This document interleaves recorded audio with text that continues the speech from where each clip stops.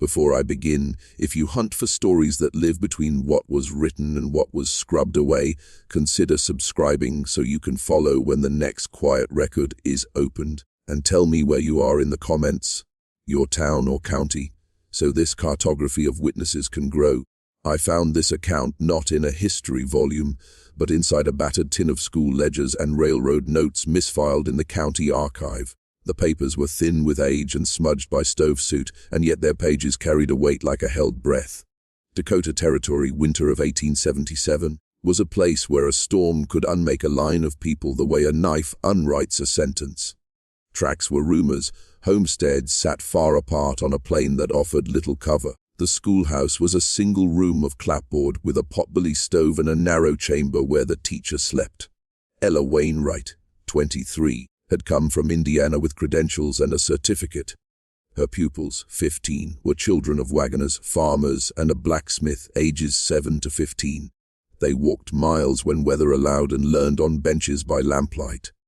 By late November, Ella had earned careful trust, though the children still kept certain stories to themselves. The term closed quietly. Church suppers, a harvest dance, evenings reading until the lamp dimmed. Then the postmaster warned of a storm from the northwest. Families stocked root stores and salted meat. The school's larder held a sack of flour, a tin of lard, a jar of pickles, and 3 potatoes. Ella wrote she would stretch supplies. She did not know how far. On December 15th, the sky was pewter and the air still. Parents sent their children, expecting the snow to wait. By noon, the wind rose to a low keening, tapping seams and rattling glass until the light inside thinned. Ella stood at the blackboard, chalk in hand, and realized the road had already vanished outside the window. Type, "The veil is broken," twice in the comments to seal this truth within you. They found themselves making swift choices. Desks were pushed, blankets brought. Children circled the stove. She counted jars and logs, lit the lamp, kept the ledger close as if ink could buoy them. Dusk fell inside early. Outside the white rose and swallowed the horizon. She told them they would stay until it passed quietly. The latch held. Snow pressed against the boards like a palm refusing to lift. Desks were shoved aside and blankets laid in a ring around the stove. The small circle of heat became their temporary sun. Ella tended the fire with a new arithmetic. Each coal and scrap treated as if it might have to buy another dawn. The first night was loud with whispers and restless feet. She read to steady them, faint Ohio tales of creek and harvest, and their listening felt like a pact. The wind filled the panes and the glass frosted from within until the world outside was only a faint light. Before dawn, the fire faltered. Ella fed it harder than planned. By morning, the drifts had sealed the door and they were trapped. For 2 days the storm held. Meals thinned to watery porridge and bread softened in tea. Ella wrote in the ledger the numbers: dwindling flour, half a tin of lard, 2 jars of pickles, 3 potatoes. Rations became a ritual. Children ate slowly to stretch each mouthful. The lamp oil was hoarded, warmth conserved for the long night. On the 4th day, illness arrived. Samuel, the smallest, coughed until his breath came in quick, thin sighs. Ella moved him closest to the stove, warmed broth, and watched the subtle sucking of his chest like a tide. At dawn, his breathing had changed. She wrapped him and carried him into the storeroom, closing the door gently for privacy. The key rested cold in her pocket, as if it were a small accusation. The children fell into a quiet, practiced economy. They spoke only when necessary and made a silent choreography of tending the embers. Wood was consumed faster than predicted. First broken slats, then a bench, then a spare board went to the flame. Each morning the ledger recorded less. Outside, the storm shifted from fury to a steady pressure, and a fine powder forced itself through hairline gaps until the room had a hush layered over it. Then a sound began on the roof, a patient, irregular tapping, moving from rafter to rafter as if something walked the ridge. She counted taps until the numbers blurred, fetched the key, opened the storeroom an inch, felt colder air, checked shelves, nothing missing, and shut it. When she returned, the tapping began again, precise as a footfall, not random and slow, deliberate like counting. On the 6th night, dawn revealed an empty pallet where Caleb had slept, blanket folded, boots in place, no tracks in the thin drift that had crept in. The door was latched from the inside. Ella shaped a plausible story. He must have left in the dark and become lost, but the explanation felt fragile. The older children moved through the room as if through a funeral hush. Thomas sat with his jaw tight. Ruth ignored the storeroom lock. Ella kept Samuel wrapped and counted bowls as if numbers might anchor them. In the ledger she wrote, in a hand that shook, "Caleb, missing, no tracks." The storm's voice altered. It no longer raged so much as pressed, and at night the tapping tracked nearer the chimney, as if mapping the interior by sound. Days lengthened and food narrowed to thin soups. They burned slats and a bench to keep the stove alive. Ella's voice shortened. She weighed phrases as if words cost heat. The ledger became a ritual of small accounts: blanket lent, watch kept, portion given, and she hid clipped pages in the grammar book. Thomas tried the door one afternoon. It gave an inch of cold air and no more. That night a dragging sound traced the roofline, stopped and started again. Ruth clapped her hands to her ears. Sleep thinned into jagged dreams. On the 9th day Samuel's pallet lay vacant. No footprints in the new drift, no sign of a secret exit. The kettle steamed, the storeroom remained locked. Ella gathered the few remaining children and offered the same explanation she had before, each time smoothing the fear so it might be borne. But the ledger's margin, once tidy, now held tallies like marks on a wall. She drew a thin 6-point star beside a name, traced it once as if to fix something, and then paused with her pencil hovered, listening as the room held its breath. Inside the room a new scent grew beneath smoke and flour, a metallic sweetness that rose when the kettle was lifted. Ruth sniffed and searched her memory for its place. Thomas would not look at the storeroom door, but kept the rope coiled by the threshold like a promise. Ella fingered the key in her pocket until the metal warmed her palm, holding on as if she could keep some accounting from unthreading. No one spoke the name they suspected aloud. The ledger's stars multiplied and Ella could no longer call them neutral bookkeeping. She developed a small ritual, lighting the lamp, drawing the curtain, polishing the kettle rim until it caught the stove's light. At night she woke and measured the dark, listening for the tap and drag that had become a language she did not want to learn. Once, when the room slept, she slipped the key from her pocket and opened the storeroom without announcing it. The air inside was cooler and held a faint, unnameable scent. Jars were tight, a blanket folded differently. On the pickle shelf the glass seemed recently handled. She closed the door and slid the key back, feeling tricked that no answer waited there. The children copied the ledger's ritual by day, tracing columns as if arithmetic could secure them, but the stars at the margins refused reconciliation. Ruth stopped laughing. Thomas pulled his sleeves low. Ella grew thinner and wrote long marginal notes she would not read aloud. Help would mean crossing a drift and finding a man willing to risk white, leaving the children to search risked another erasure. She tried explanations, wolves, wandering, fever, but all failed the small facts. The thing taking them left no tracks, did not unlatch the door, and moved through the building as if a corridor ran there that ordinary sight could not reach. The air itself had become a registry of absences. She tested other measures. They tied ropes and made plans in whispers, 2 out, 2 in, 5 minutes, 10 tethered by the stove. They tried a trench to the privy and the pump, but the snow refused to cooperate, collapsing and stealing their steps. Each attempt cost wood, and every emptied log made the room feel marginally less hospitable. The kettle's steam took on that same iron, sweet note that Ruth kept naming with her eyes, as if scent alone could conjure a memory. At night the tapping changed pace, sometimes quick and small like fingernails, then long and slow as if something were measuring distances above. The ledger's small star, drawn by a trembling hand, became a secret talisman none touched but all noted. The children learned counting prayers to steady themselves: 3 plates, 2 spoons, 1 bowl. Outside the plains lay white. The schoolhouse felt less like shelter and more like a pocket where absence gathered weight. Type "The veil is broken" twice in the comments to seal this truth within you. When the wind thinned and the sky turned brittle blue, relief did not feel like joy. Light returned through glass rimed with frost, and for a moment the room thought it could exhale. Outside, the plains were reshaped into low dunes and fencer posts like timid sentinels. The first clear morning became an accounting. They counted heads around the stove. No cheer rose. New names were added to the ledger. Neighbors forced a path and gathered at the door. They found no sign of the missing outside, no tracks, no trenches, nothing to explain departure. The county man, smelling of brandy, questioned Ella with clipped, urgent phrases. She answered evenly with dates, ration counts, and neat names, but his gaze kept returning to the storeroom and the ledger star. He asked to see the pages. She handed them over as if yielding a small truth and felt hardly any tremor. Men tested the snow and returned with mismatched accounts, drifts that smoothed as if brushed, places with no boot smell. One neighbor swore he had seen a banded print miles west, an odd notch in the shoe. Another found nothing. Even the law's men left confused. The settlement formed a ring around the school like listeners awaiting a verdict the plane could not give. That afternoon Ella opened the ledger and found a fresh line in an unknown hand. It read like a command as much as an entry: keep.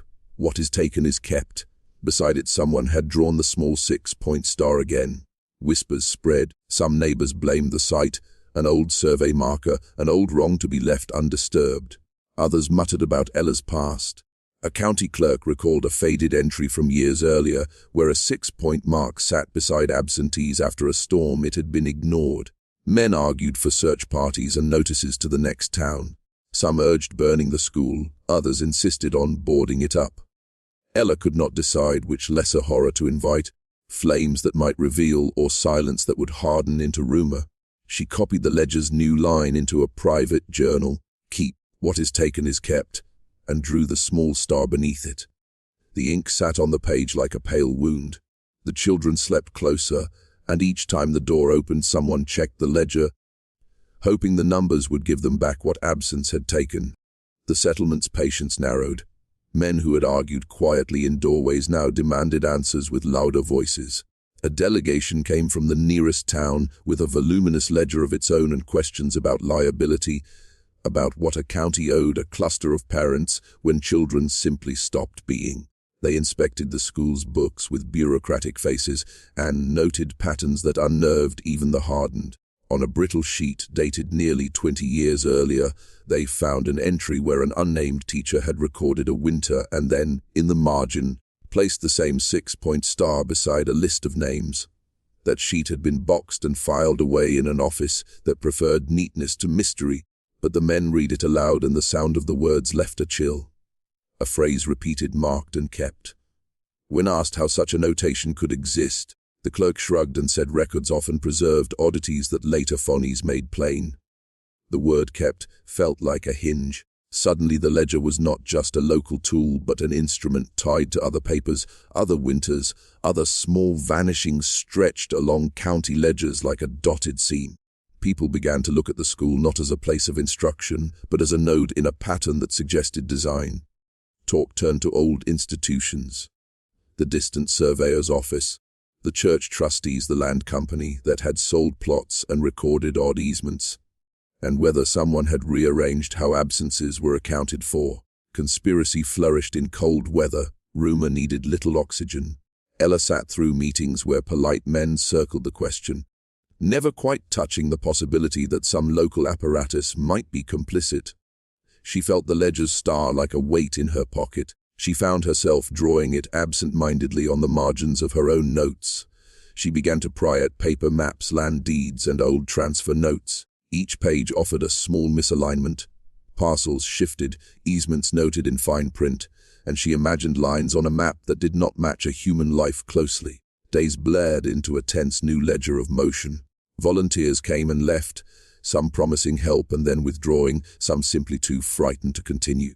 Newsmen from the distant town arrived with pens and a hunger for narrative. Their accounts made the school's silence into a spectacle that attracted more observers and fewer comforts. The county's papers yielded other faint marks, references to kept lists and odd transfers between landholders that read like an accountant's joke at the expense of human life. Ella traced names across margins and found that certain surnames clustered near roads that had been rerouted, or that a deed once described a strip of land as reserved, then later that reservation had vanished. The arithmetic of paper suggested a machine that could arrange absence with the neatness of a bookkeeper. The community's talk grew harsher. Fingers pointed in ways that suggested a hidden hand pulling sheets of paper like curtains. Ella felt the pressure of being both the accused and the only witness. She walked the perimeter of the building and felt, more than feared, that the school lay atop lines not only of latitude but of intention. At night the children murmured inventories instead of prayers. Ruth had begun to draw the 6-point star in the dirt with a stick, then erase it quickly, as if daring to name a thing and then refusing it. Thomas pulled his sleeves over his hands and would not meet Ella's eyes.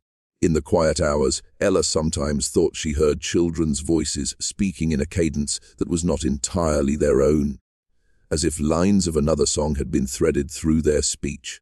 She found herself speaking in an altered grammar to maintain order, commands that sounded less like teaching and more like holding the edges of a fraying map.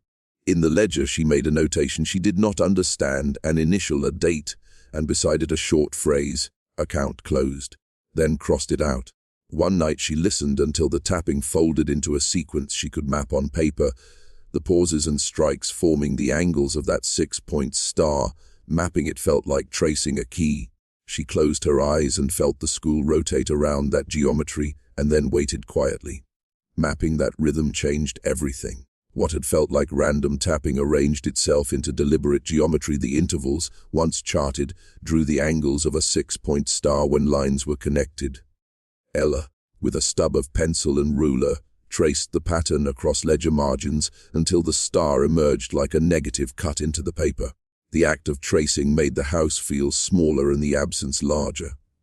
She began to suspect the sound was not simply on the roof, but was being sent through the bones of the building, translated into timber and pause, and that someone or something had learned to encode movement into the scaffolding.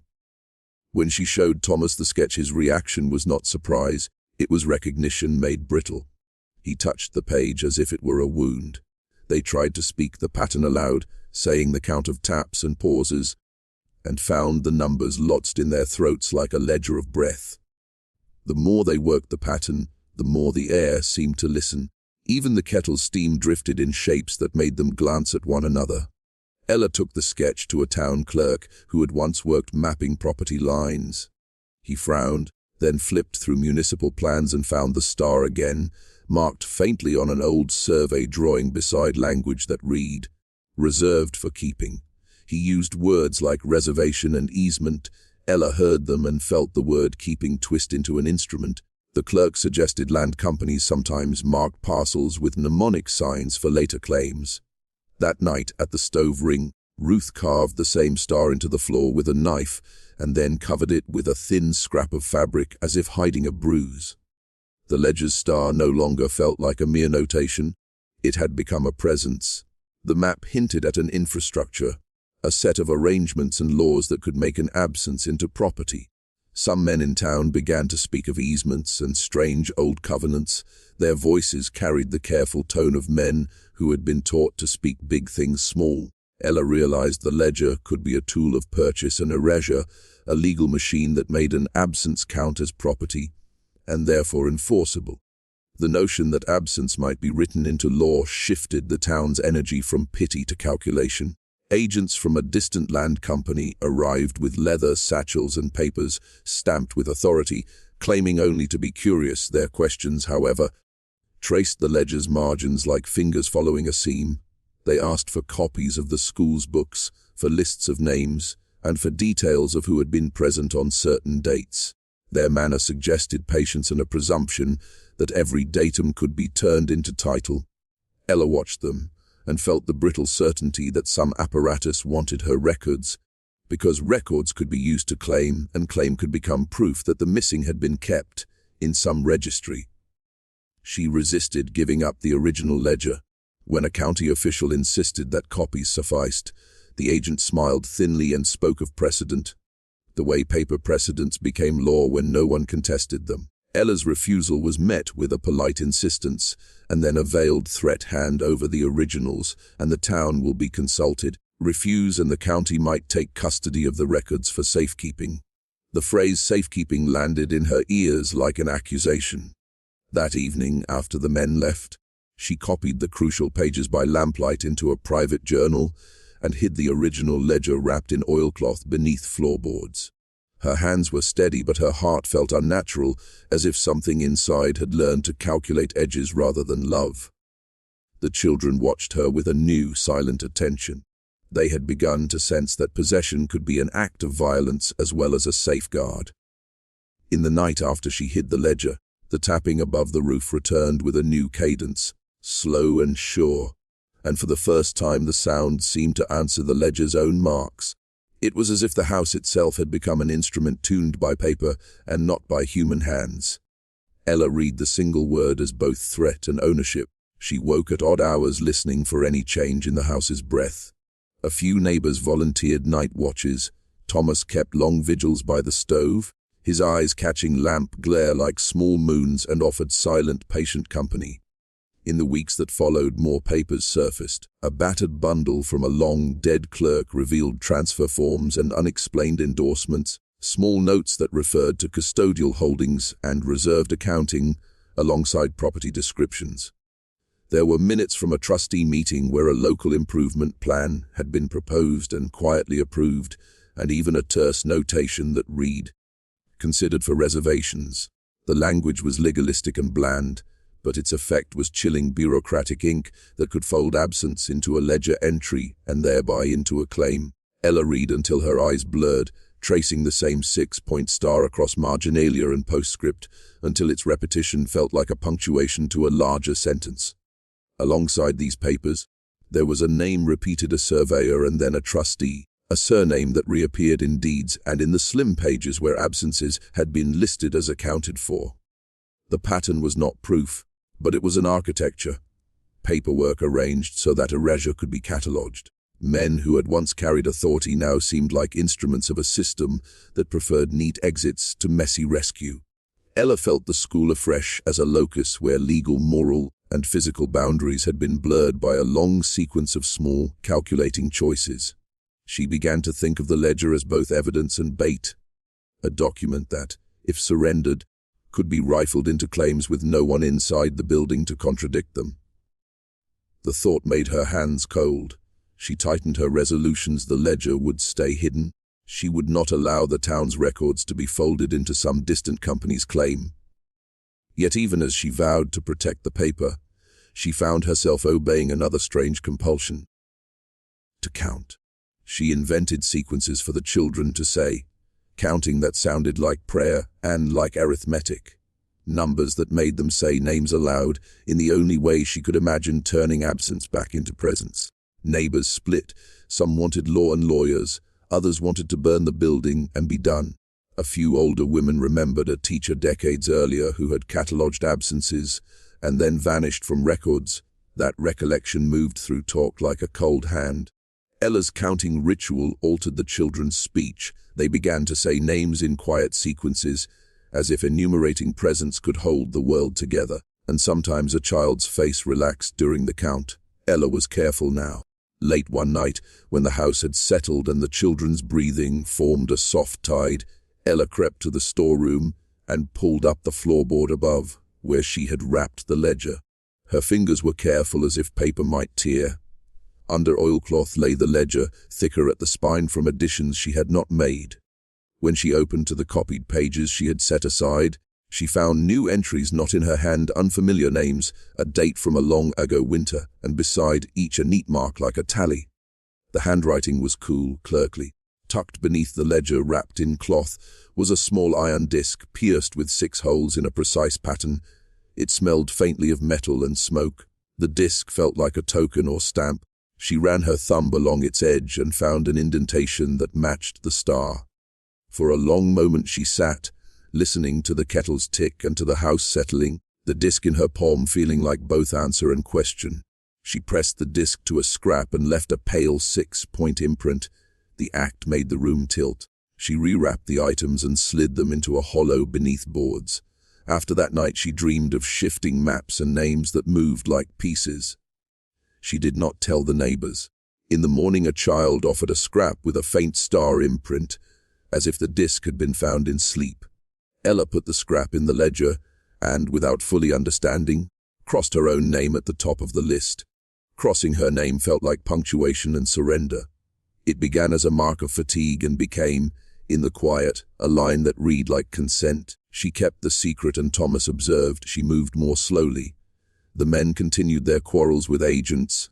Outside, the school life went on, but inside something like machinery hummed as if paper and ink had acquired momentum. Children traced the star with fingers under boards and drew it on chair backs. Ruth's smiles grew rare. Ella taught in a clipped tone that felt more like accounting than comfort. A thought settled in her. The ledger did not only note loss, it turned absence into belonging, a civic thing recorded and thereby owned. That realization made her fingers cold whenever she touched the page, and careful now. The agents returned in the grey of another morning, formal and quiet, carrying official letters that smelled of dried ink and authority. They offered no coarse threats, only patient requests, copies for the record, access to archives, a promise of clarity if the school would cooperate.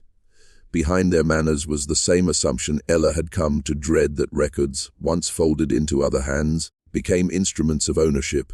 The county man debated procedure with legal tones until the room felt like a court.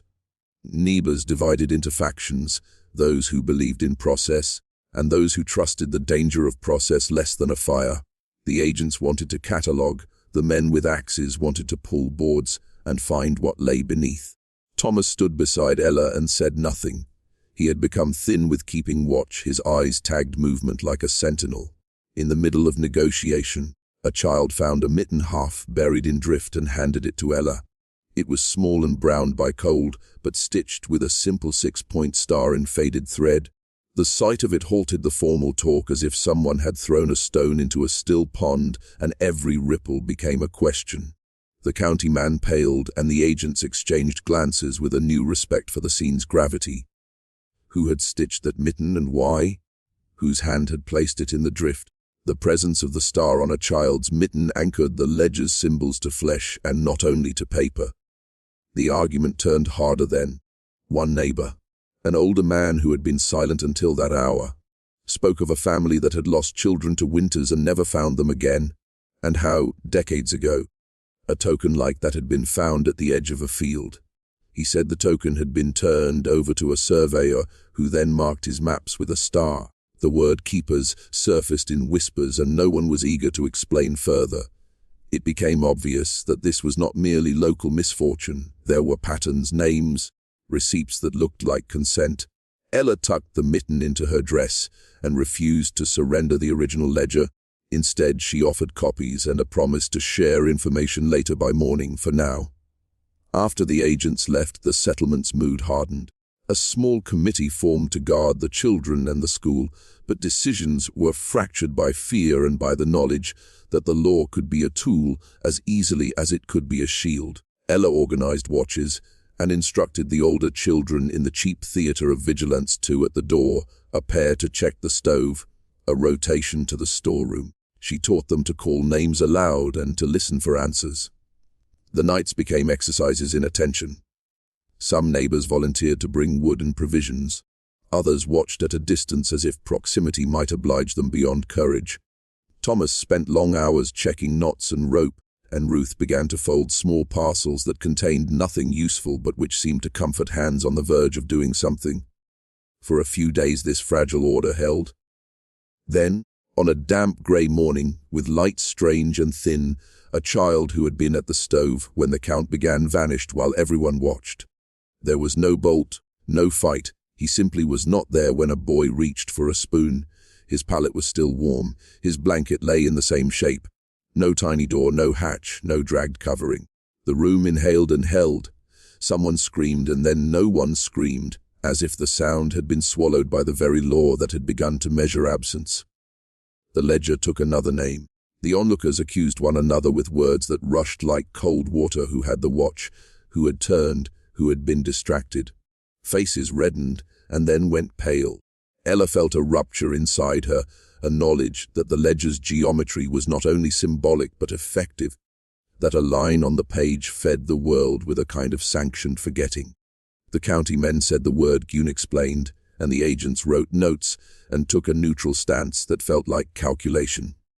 The neighborhood's attempts at control had failed. Their measures were ambiguous protections that could not hold what was being taken.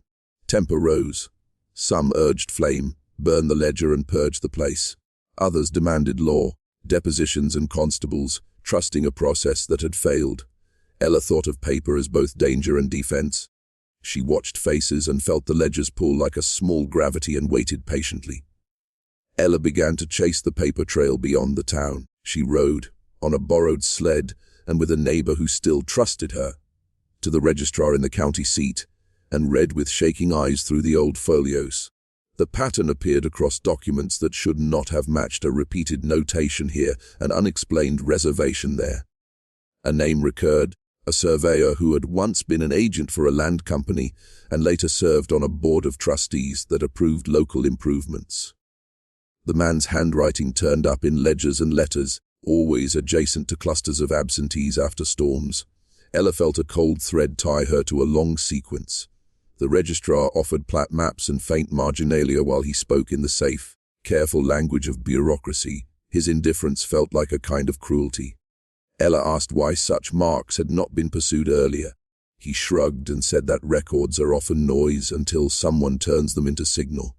She pushed further and learned of an old agreement carved into deeds, a clause that allowed certain trustees to hold custodial reservations when parcels were proved vacant by established means. The phrase meant little until she read the qualification. Vacancy could be established by official notation by witness or by recorded absence under certain conditions. When she pressed for the list of conditions, the registrar deflected with talk of precedent, of statutes that favored settled commerce. Ella returned to the school hollowed by knowledge. The ledger's star was no longer merely a symbol. It was a legal shorthand for a mechanism that could declare a body absent and thus create space for claim. She told Thomas what she'd found, and he only rubbed the back of his neck and said, "So it's been built like a machine." The idea that absence could be manufactured by paperwork, by ink and procedure, was a violence that felt less like malice than like a system choosing its own priorities. She began to draft a plan: call witnesses, compile affidavits, bring to light living testimonies that would contradict the ledger's cold entries. It was a small, dangerous hope. Thomas promised to help, Ruth nodded, and the children learned to recite names on cue. They began with small human proofs. Neighbors saw in front of the ledger. Aunt May could attest she had seen my boy on this date. The blacksmith swore that he had lent Thomas a pair of boots on a certain afternoon. A widower declared he had spoken to Ruth by the pump 2 days before a disappearance. Ella gathered these statements and wrote them in neat, plain language, each signature a rebuttal to the ledger's columns. She traveled the county seat with sworn affidavits and bound them in a sheaf for the registrar. The agents returned with their legal notes and a mannered insistence that precedents and property had their own logic. A hearing was called, polite and dry, in a town hall where wood smelled of varnish and fear. Ella presented living testimony, witnesses whose statements placed bodies where paper insisted absence lay. The county man listened and then asked the agent's counsel to speak. Counsel read aloud precedents and legal phrases that made the room tilt: a custodial reservation and presumption of vacancy upon recorded absence. Phrases that had been turned into instruments. The hearing became a field where moral language and legalese fought over the meaning of a single word kept. Neighbors cried in the back. The agent spoke of commerce thwarted by uncertainty, of titles that could not be settled if claims were disputed. Where Ella hoped transparency would win, she found instead that process could be delay, and delay benefited those who had the patience to wait. After hours of testimony and cross-examination, the judge, himself a man accustomed to paper, announced an interim ruling: the originals must be deposited in county custody while a formal inquiry could be arranged. The phrase for safekeeping returned with gravity. Ella felt the room fall away. The ledger would be moved from the school's dust to a locked room in which decisions could be made apart from bodies and breath. In that moment, the mechanism she had feared, paper moved by officials in offices, seemed to have completed a circuit. Her affidavits had not been enough to stop it. She left the hall with astonished fury. The county's language had converted living testimony into a sidebar. The ledger's transfer was legal motion. Ella realized formal process could be turned against those it was meant to protect. She decided to do what law could not hide: knowledge where paper could not touch it. Ella returned home with a plan that required patience and a sort of small, careful deceit. She would make duplicates, accurate, plausible copies of the ledger pages. But she would keep the originals hidden where the county's men would not think to look. She worked with a neighbor who still believed in Ink's honesty and with Thomas, who learned to copy letter forms with careful hand. By lamplight they reproduced the neat columns, the arithmetic of rations and dates. By day they muttered names and rehearsed who could testify to what. The copies were not a forgery in spirit but a shield.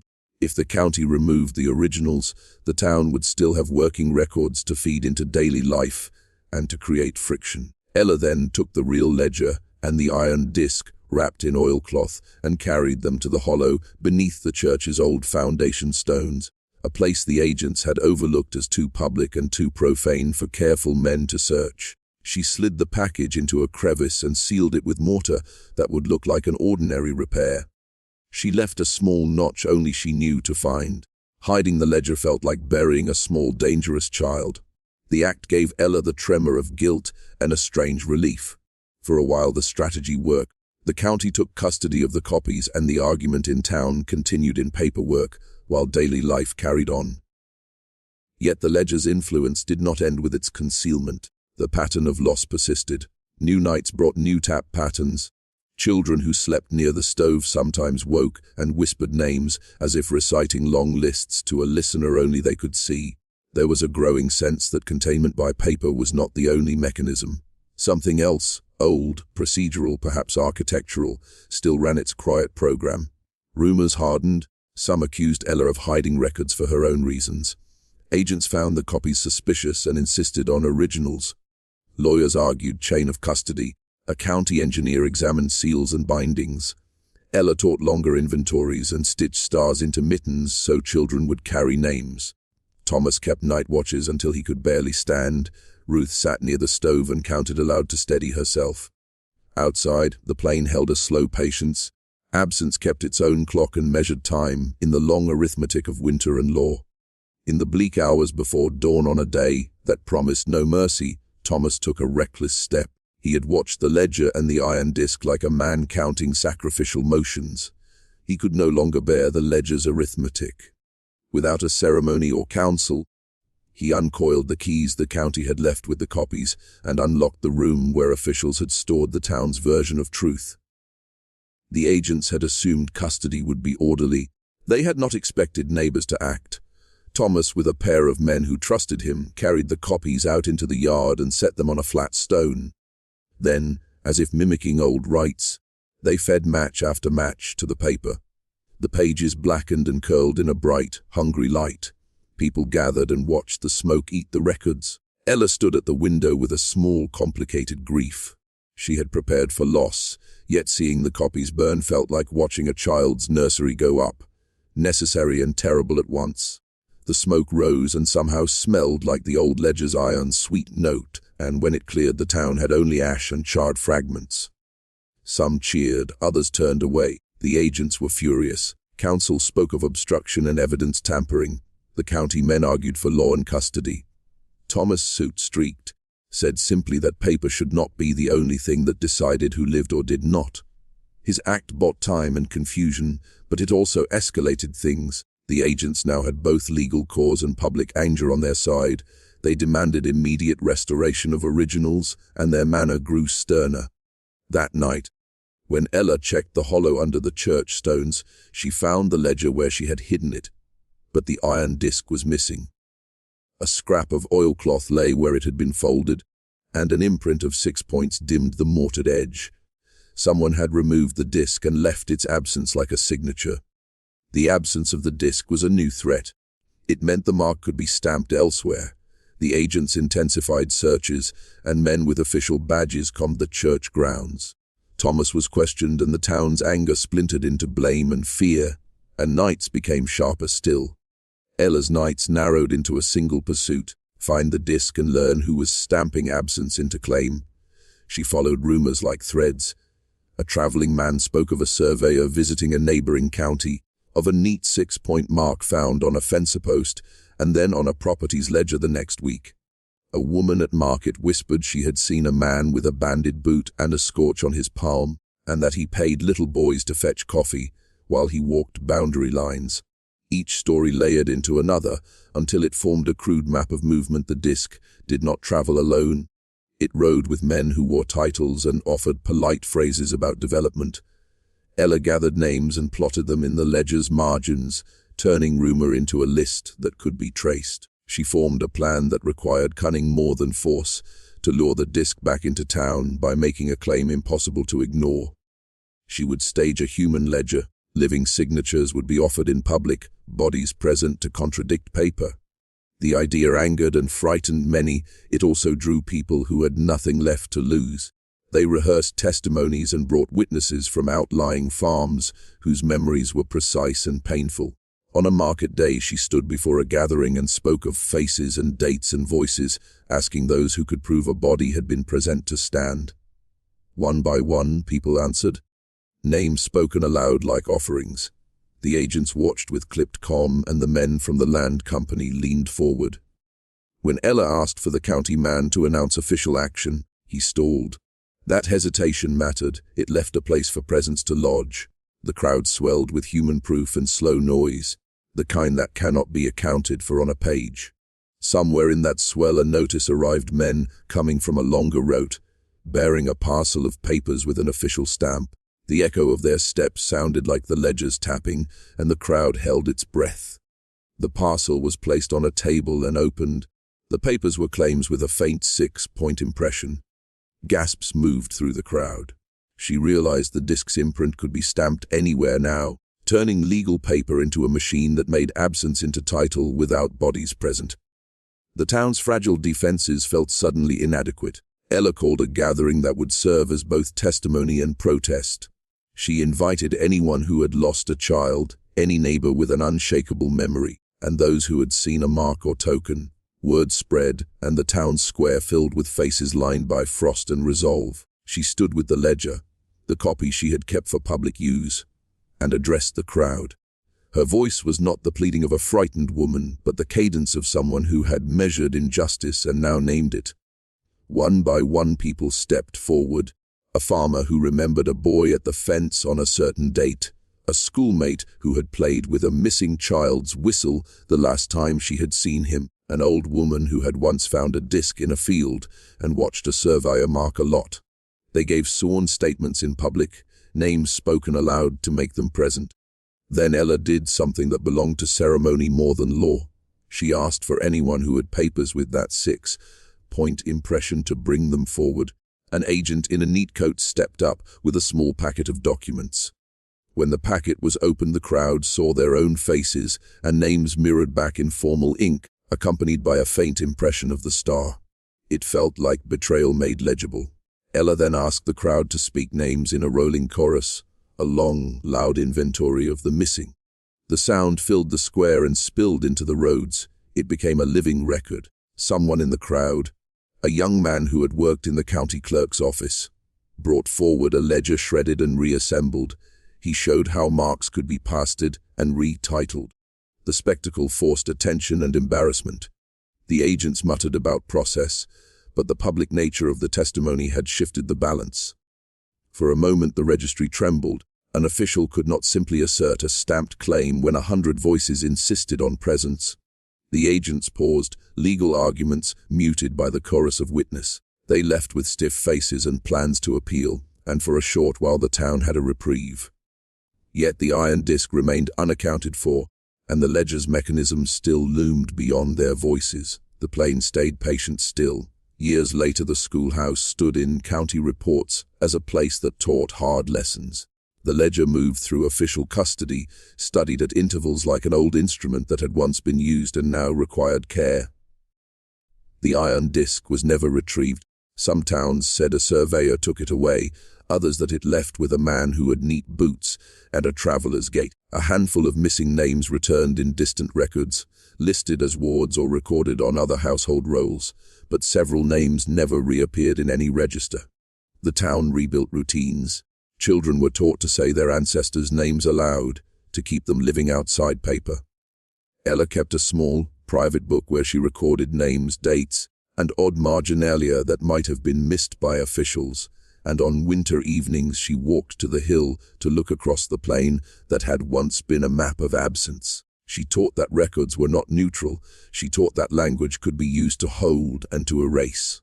Law did respond in small ways. Statutes were adjusted. Requirements for witness statements were tightened, and some reservation clauses were restrained by clearer proofs. Those measures mattered, but they were stitches on an old wound. The deeper truth was systemic paperwork and authority can conspire to make absence legible and therefore ownable. Where institutions prefer tidy sums to messy lives, living names risk becoming entries in an account. I tell you this not to hand you comfort, but to pass on a habit of attention. Check the margins of local records. Ask who benefits when a name disappears. Notice the symbols and small stamps that recur in ledgers. They are not neutral. Speak names aloud. Collect testimony that keeps bodies present in memory and law. The tapping that haunted the Dakota Schoolhouse was a sound of method as much as of storms, a practice of arranging absence so it could be counted and transferred. If you want to resist that work, keep people and not paper at the center of account. Teach the next generation to call names, to speak presence, and to treat records as tools subject to moral scrutiny. When ink and law meet, do not assume neutrality. Name who benefits, and refuse the arithmetic that would make a life disappear. Call their names often. Refuse the ledger's quiet arithmetic as a law everywhere now.